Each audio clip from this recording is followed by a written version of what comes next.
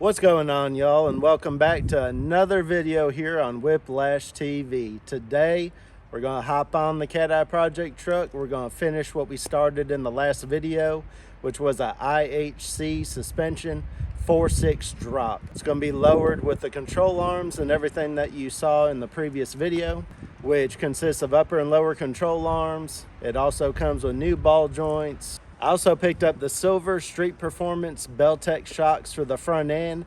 I'll get into why I picked those up here in a little bit when we're doing the front end. I appreciate y'all for watching. Please hit that thumbs up, that like button. Also, please subscribe, and also feel free to leave a comment. Let me know what y'all think of how this truck is turning out. All right, it's time now to get the truck into the shop and get to work on it. All right, so now I've got the truck jacked up, got the wheels off. The first thing that I suggest that y'all do is hit every single nut and thread with WD-40.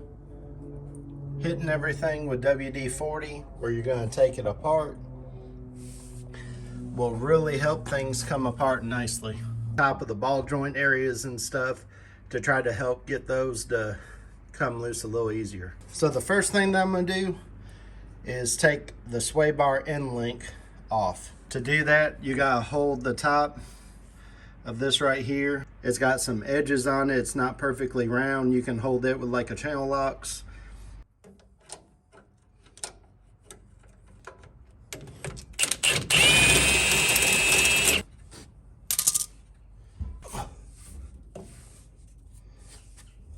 That sway bar end link was a 14 millimeter. So now the next thing I'm going to do is I'm going to be replacing the tie rod end links. So I'm going to bust this nut loose right here so that this will come loose and thread out so I can screw a new one on later on. So breaking this loose while this is still inside the spindle.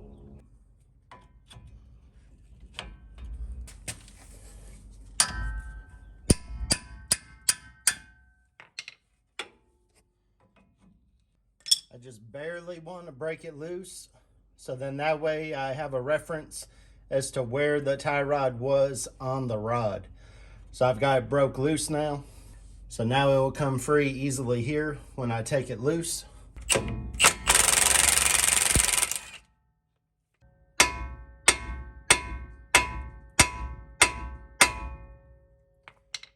broke it loose. Now it's free. The tie rod end link nut was an 18 millimeter. The next thing we got to remove is these 10 millimeters right here and right here to loosen up the brake lines from off of the spindle and the upper control arm. So we're going to pull those off.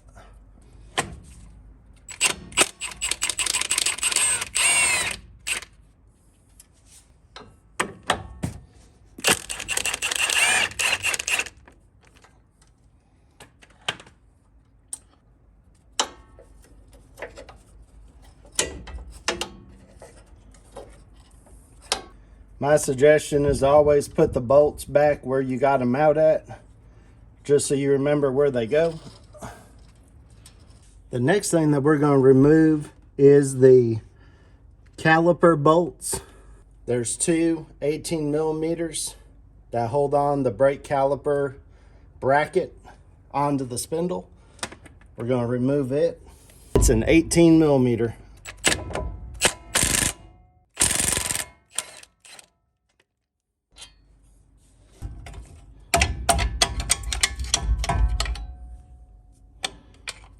Remember to be very careful with your brake line while you're doing this.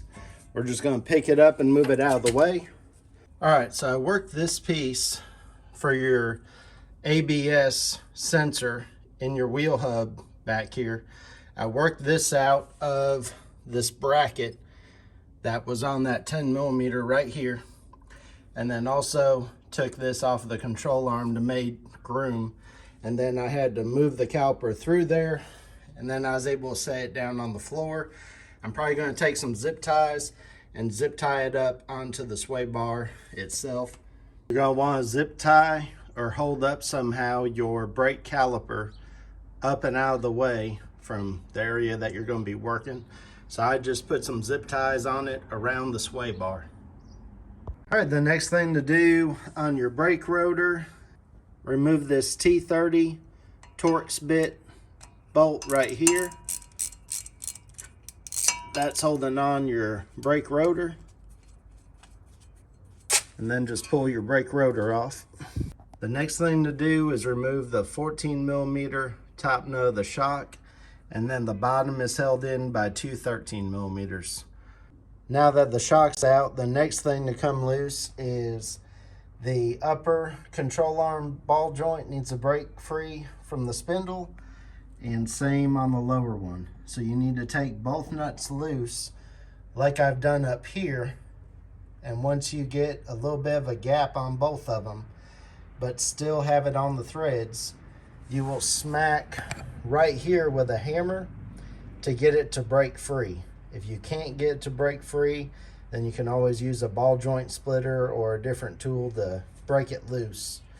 But like I said, I put some WD-40 right here, soaked this part as well, did the same thing top and bottom. So I'm gonna smack it with that 2-pound hammer and see if it'll break it loose. Remember that on your bottom one, you definitely want it in the threads because your lower control arm is holding that spring pressure. So that's why I'm gonna have a jack up underneath it, because you need to hold the spring pressure so you can ease it down with the jack to get the spring out.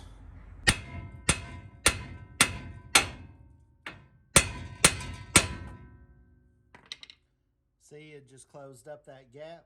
So now the upper ball joint broke free. Do the same thing down here. Make sure you're hitting a good solid part of the spindle and break them loose like that. So now you can see the same thing. I've got a gap right here, but the nut is still into the threads. All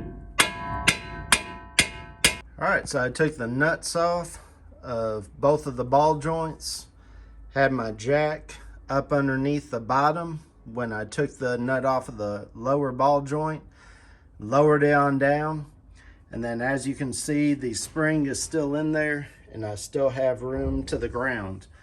So you'll pull that spring out of there next, and then we'll start taking out the upper and lower control arm. Sometimes it helps to take note of where the coil spring was at on the old ones. So as you can see, here's the center of the truck, and it is around almost 1 o'clock, but not quite. All right, and now the lower control arm is off. It was actually a 24mm nut on the outside, and then the head was actually a 18mm on both sides, and then up top the nut was 21mm. Now the only thing that we have to do on this passenger side is they say the passenger side front pocket right here, they say that it needs to be opened up a bit. Opening that pocket up larger will allow for the upper control arm to rock back up and in there like it needs to. So we're going to make that hole a little larger. What needs to be cut here is this extra piece of metal on this left-hand side of this pocket. See how it's flush on the right-hand side or towards the front of the truck? And then we've got that extra metal. So all we got to do is remove that little bit of metal right there, which will allow this part of the upper control arm to relax back a little bit further to help with the alignment.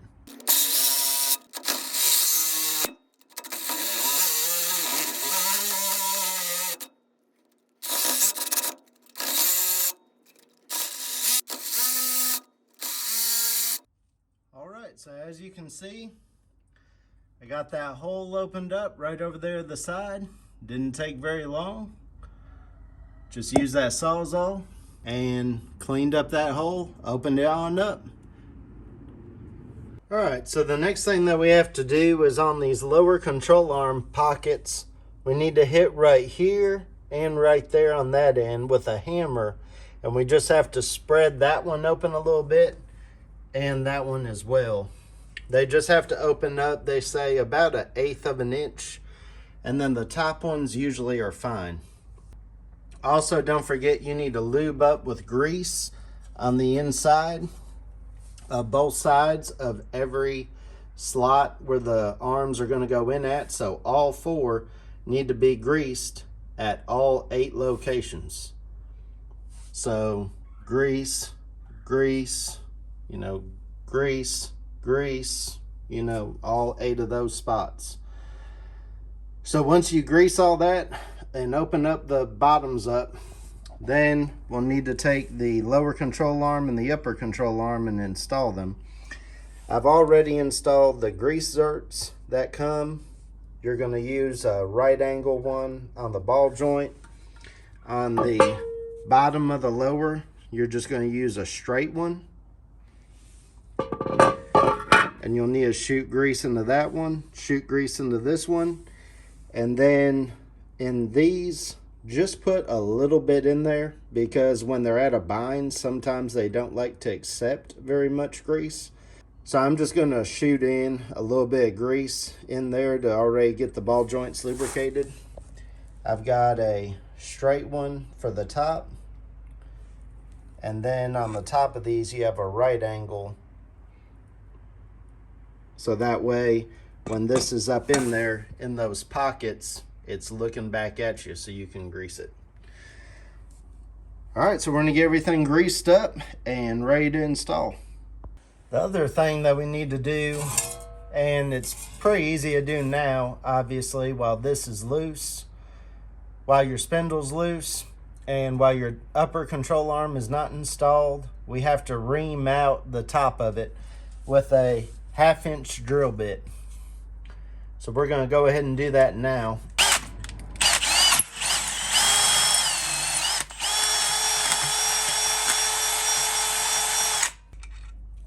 And then while we have that done and this is all out, we'll check our fitment. And it looks perfect. As you can see, the bolt is slid through.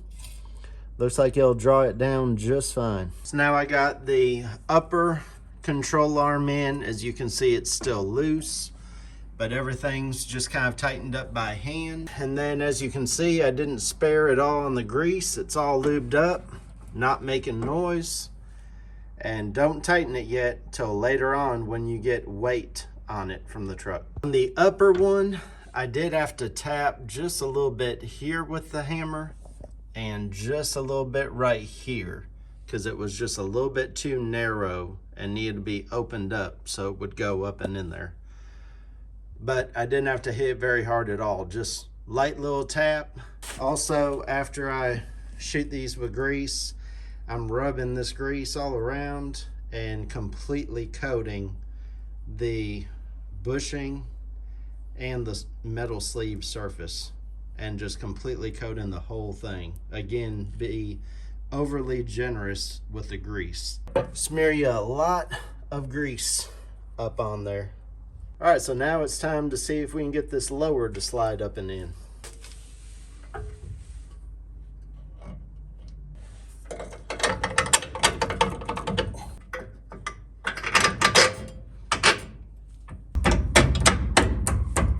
All right, and now the lower control arm is in. I'll do the same thing and kind of snug up the bolts and nuts just a little bit.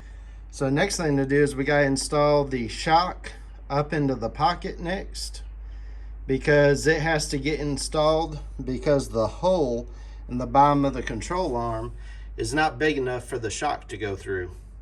So since that won't go through there, we have to install the shock next. All right, so next up, we're going to install these shocks. Like I mentioned earlier, I bought these Belltech Street Performance shocks. These are the highest end shock that you can buy from them. The Nitro 2, I believe it's called, is the other drop shock. They are more street performance minded. And I got the ones for 0 to 2 inches of drop, because on this kit, drop is handled with that lower control arm. So, unlike if you were lowering this truck with a set of lowering coil springs, let's say if they were a 3-inch lowering coil spring, then you would want a shock that was for maybe a bigger drop, because your suspension is actually going to be more compressed, not just simply stock suspension relaxed at a lower height. So anyways, these Belltech Street Performance shocks come with brand new bushings. They have 2 nuts on the top, new bushing obviously at the bottom, come with everything that you need. We've got new hardware in the lower control arm for the shock, but for now, all we gotta do is mount this top end up into the top of the spring pocket.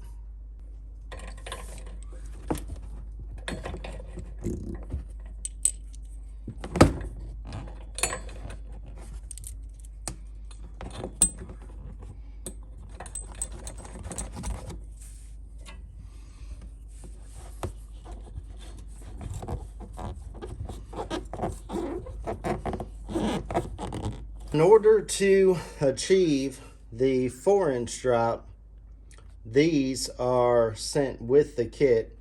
They are simply a coil spring spacer, and these 1-inch isolators, you just simply install them into your coil spring and they would basically raise your ride height 1 inch. But the way this is set up, this IHC lower and upper control arm setup will drop your truck 5 inches if you don't install this on the front end. So I'm going to install this into the coil spring, so that way I only get 4 inches of drop.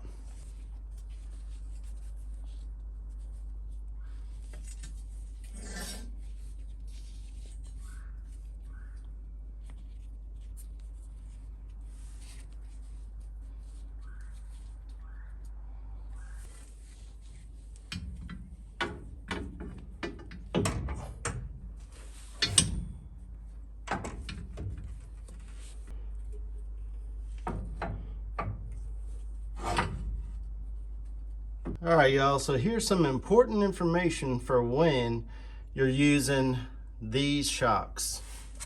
On a stock style shock, the flare out that the bolts go through is smaller. On this Belltech shock, it's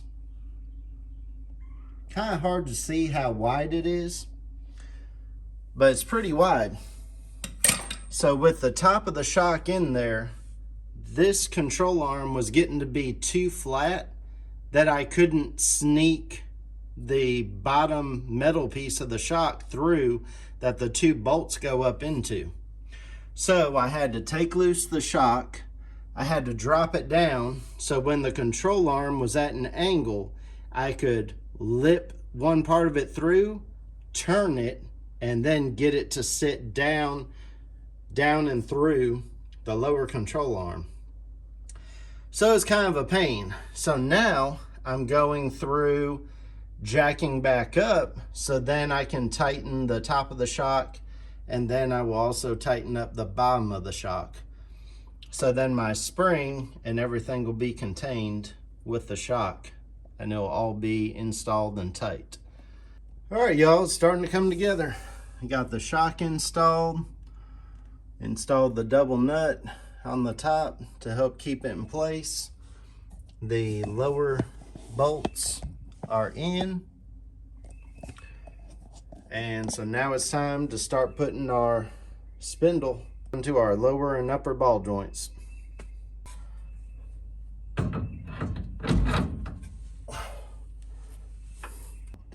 All right, so now I've got the spindle installed. I've got the ball joints in, upper and lower. So now I just got to tighten down the castle nuts and put in the cotter pins.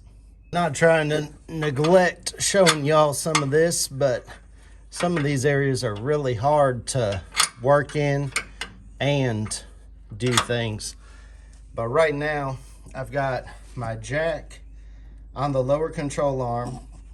So I've got pressure just like the weight of the truck on the suspension. So now I'm going ahead and tightening down all of the control arm bolts while it's got this pressure on it.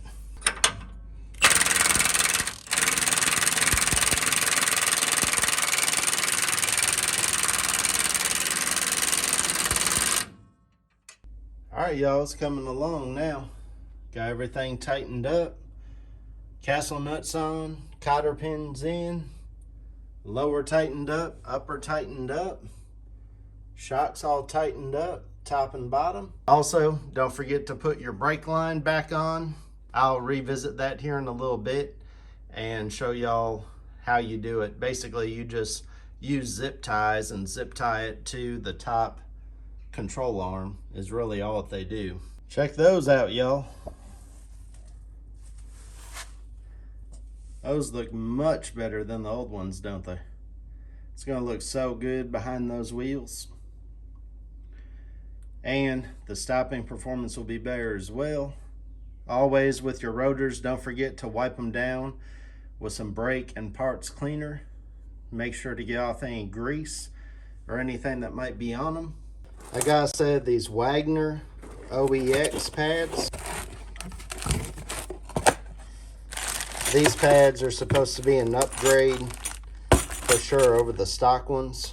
They have a relief in them and they're supposed to be lower dust, but also have really good stopping performance.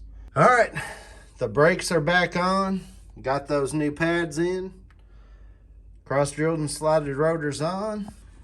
Got the brand new tie rod end links on and greased. Put on the zip ties right here, which is where your brake lines get held onto. Put the bolt back in here to hold the brake line. And then right here, your ABS line gets zip tied to the upper control arm as well. So now's the time when you would take loose. There's 2 bolts up here. So you would loosen those up in order to get the sway bar end links that they provide attached to the lower control arm and to the sway bar. But I'm actually going to remove the sway bar. So I'm just going to remove the 4 bolts up here, 2 here and 2 further on down, and remove the front sway bar. Couple reasons why I'm going to do that. First off, the sway bar, yes, if you're trying to do like road course handling, stuff like that, sure, you want it. But on this truck, I would like to have the front end lift up a little bit when I get on the gas. I plan on adding more power to this truck. So I don't just want to sit there and spin and not be able to hook.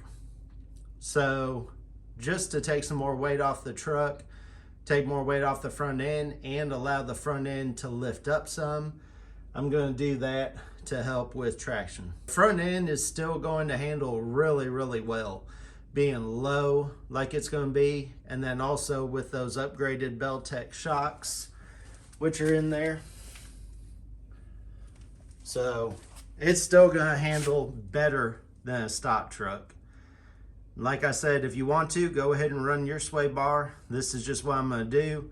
The nice thing about these trucks is since it's up there on the frame, it's super easy if you ever want to remove it or add it back. So if I don't like how it rides for some reason on the truck, I'm perfectly happy with it on my CTSV and my G8.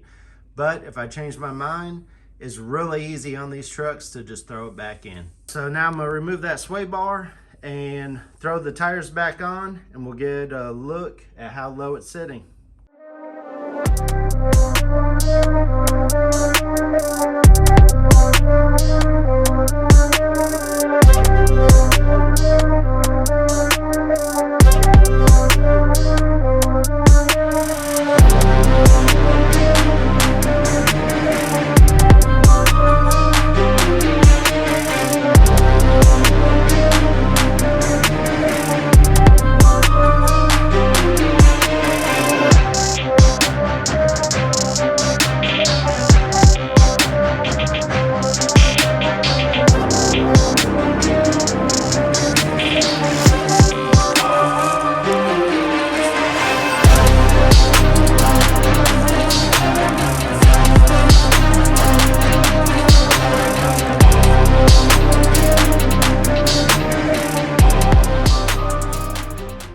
All right, y'all, here it is.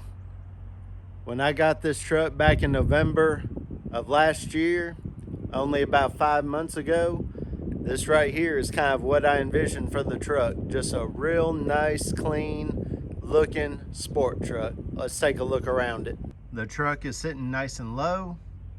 I would say that it got just a hair more low than what I was really thinking that was going to get, but it's in the ballpark of what I wanted for sure. I think that the front end drop is a hair more than 4 inches, really. I've messed around with the rubber isolators, which are supposed to be 1-inch isolators, and I think that they let it settle out closer to a 4.5-inch drop.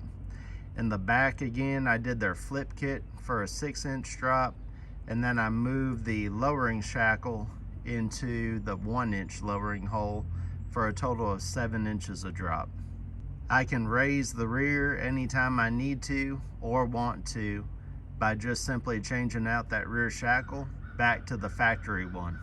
So changing that rear shackle to the factory one would give me 1 inch of lift if I ever want it in the back end. Like if I know I'm gonna haul something slightly heavy or feel like I need it. But everything's clear and really good. Here's a more close-up look at how it's sitting, and also the new brakes. Those are the Detroit axle cross-drilled and slotted rotors. I think they look real nice on there. So that's the driver front and how it's sitting. Of course, the alignment still needs to be done. Here's a look at the back driver's side, close up. Back passenger side. And the front passenger side, which is slightly hard to see with the shade with where it's at. But I really like how that turned out. Especially those brakes in there. Looking real good. So later on, I think I'll do an actual review once I've gotten a good bit of drive time on the truck. And I'll give y'all a review and go over any places where maybe I need to make room, you know, for the tires not to rub or anything. I have a couple inches of clearance in the front end, and I have made a little bit of room, but I can cover that in another video. And I can just kind of go over how it rides for y'all. I really think it's going to be helpful in the front with how low it got that I have those Belltech Street Performance shocks. I'll show y'all real quick. I'm going to push up and down on the truck, and I'll show y'all how much suspension action it has. And I was curious as well how the Ihc Rear Shocks would hold it, because I've done drops on trucks before and it's needed the shock extenders, but so far it feels pretty good. Take a look.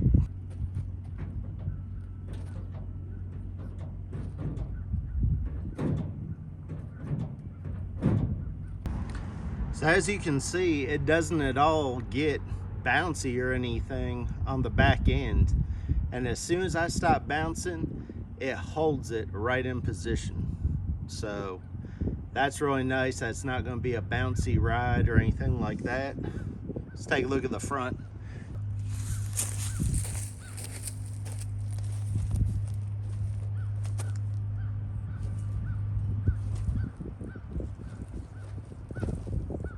So as you can see there with the front end, it has some give to it, but it's also not rock hard. I think it should be just right, to be honest. But to really know, I'm gonna have to put some miles on it and test it out. And like I said, that's where I think a review video will be good for y'all. And remember too, on that front end, I still have the sway bar off of it, and it's still holding it that crisp, that stiff. So it's not at all bouncy. This truck should handle really well. Let me know down in the comments what y'all think of the truck, how it turned out, how it's sitting, and any input that you have on it. I hope that y'all enjoy me kind of going into detail, kind of diving into it and showing y'all, you know, how the suspension reacts, trying to show you exactly how the truck is sitting. Another detail, so the tires are 275, 45, 20, and then the wheels are 20 by 8.5 wide on a 15mm offset. So please, before you get on out of here, please hit like on the video. Please also subscribe if you haven't already, and if you have subscribed, or even if you're a new subscriber, please make sure that you ring that notifications bell so that you get notified when I post the next video. Thank y'all so much for watching, and I'll catch y'all in the next video.